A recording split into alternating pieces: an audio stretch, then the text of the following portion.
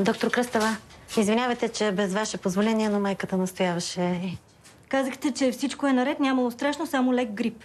А сега и коремчето го боли. Премерихме температурата 37,8. Хайде, моето момче, можеш ли да легнеш по гръб?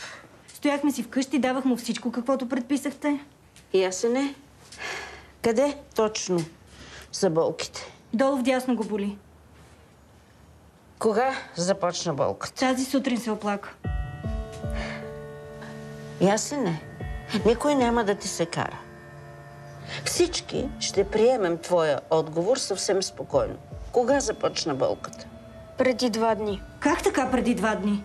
Не болеше много. И не исках да ти казвам, за да не се притесняваш. Но тази нощ... Болката стана нетърпима. Разбирам те. И майка ти те разбира, макар че тя понякога прекалява с притесненията, този път има основателна причина. Съмнявам се за апендицит, затова смятам да извикам хирург за консултация. Доктор Романова, една консултация на момченце, съмнявам се за апендицит. Пуснахте ли му ПКК? А ехография направена ли му? Добре, идвам. Извинявай, слушам те сега. Какво имаме тук? Преди 3 дни беше при мен на преглед, но тогава нямаше такива оплаквания. Но гърлото му беше зачервено. Добре, моето дете, дай сега да видим. Тук боли ли те? Да. А тук? Да. Какво му е? Госпожо, няма как да знам преди да видя изследванията, но от прегледа става ясно, че детето най-вероятно е с апендицит. Браво! Много мъжки се държа. А кога ще са готови тези изследвания? Доктор Кръстева така ни мута 4 дни и вижте докъде се стигна. Госпожо, за червеното гърло няма нищо общо с апендицита. Може ли да изчакате отвън? Абсурд. Няма да оставя детето си само. Детето ви не е само. 2 лекари се грижат за него.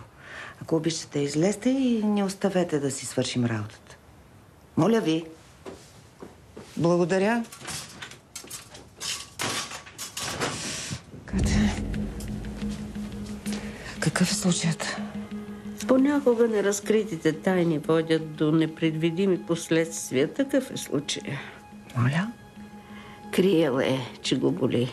Заради синдрома мама квачка. Ясно. Ето изследванията.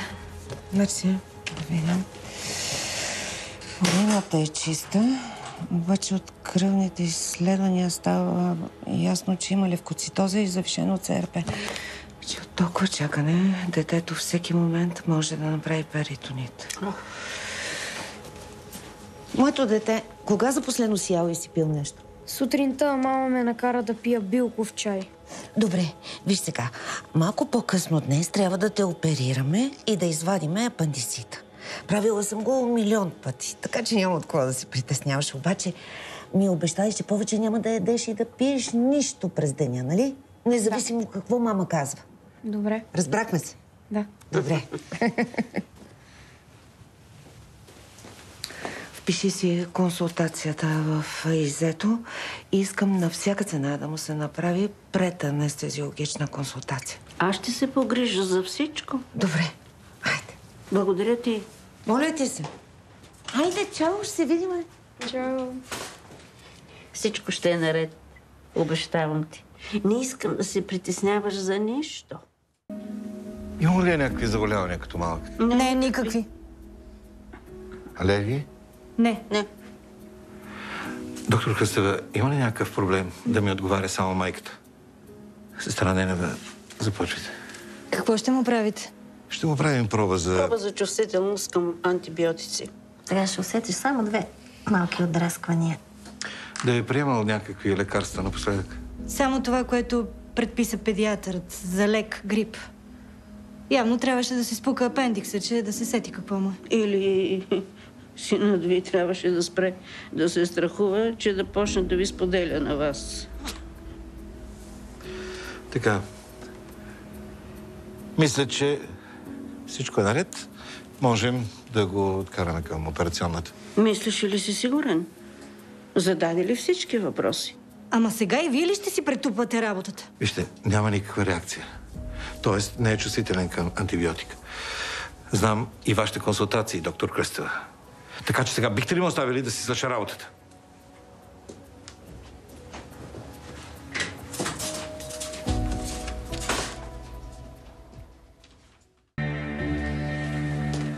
Аз казах ли ти? Виждаш ли какви ги виждаш, когато си дори под малко напрежение?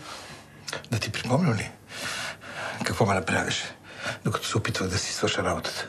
Значи аз съм виновна, така ли? Никога не си поставила под съмнение работата ми, така ли? Никога. Да. Така е, но... Виждаш ли какво се случи? Нищо не е станало. Малигнената хипертермия може да доведе до летален изход. Не е имало хипертермия. Накара Гранчарова да те излъже. Защо? За да видиш до какво води поведението ти. Заради теб ти пъти се върнах да проверявам резултатите от консултацията. Защото наистина можеше да стане. Ти ме накара да се съмнявам в себе си. Това е най-лошото, което може да се случи на един медик.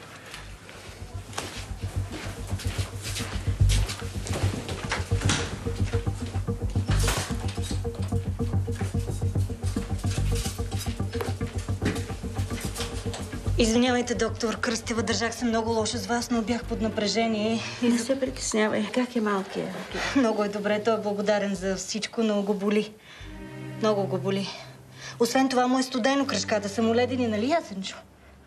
Дали има някаква възможност за едно одеялце или не? Да, ние ще се погрижим. А сега вие отидете в дъното на коридора, кабинета на сестрата на отделението. Там трябва да подпишете някои документи. Тя знае всичко.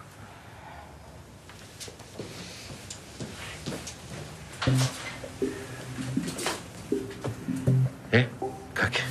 Наистина ли те боли? Не и колкото преди да дойдем. А кръчката? Студени ли са? Да, знам, ужасно е. Когато се държат с теб като бебе. А всъщност ти си вече пораснал човек, почти мъж. Затова трябва да й покажеш, че можеш да се справиш и сам. Иначе нищо няма да се промени. Но тя ще ми се разсърди. Да, но ще и мине. Ще ме намрази. Виж, аз съм сигурен, че тя хиляди пъти ти е казала, че света е страшен. И е права. Понякога дори света е много по-страшен. И тя се страхува, защото те обича. А не разбира ли колко много ме засрамва?